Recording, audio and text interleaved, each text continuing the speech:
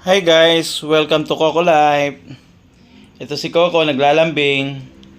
Dahil nga lagi siyang mas malapit ngayon sa tao kaysa sa kay Cupcake. Kasi hindi niya iniimik.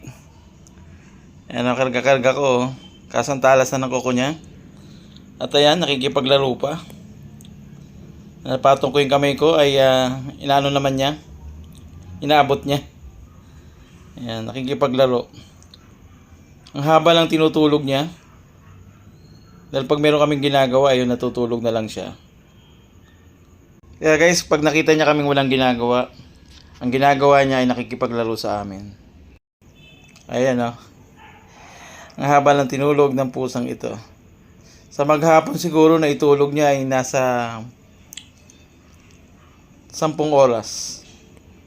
Ilang oras lang yung gising siya. Ayan o. Talagang nangungulit pa talaga eh oh. Kaya yan, nilalaro ko na rin.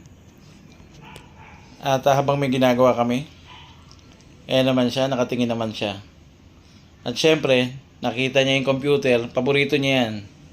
Paboritong sakyan. Kaya yan, may plano na naman gawin. Ayan oh.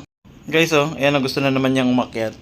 Coco, tumigil ka. Huwag ka na umakyat. Ayan na oh.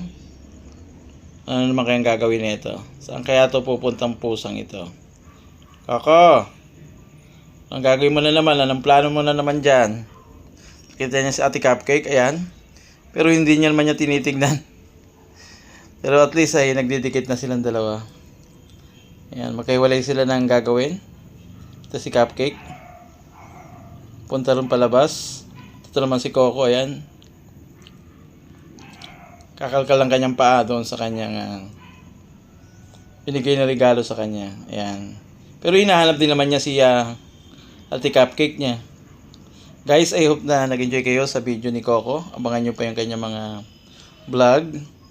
And God bless you sa lahat ng mga nanonood. At kung di ka pa nakasubscribe, please subscribe. And like na rin at pakipollow na rin. Ayan. Bye-bye.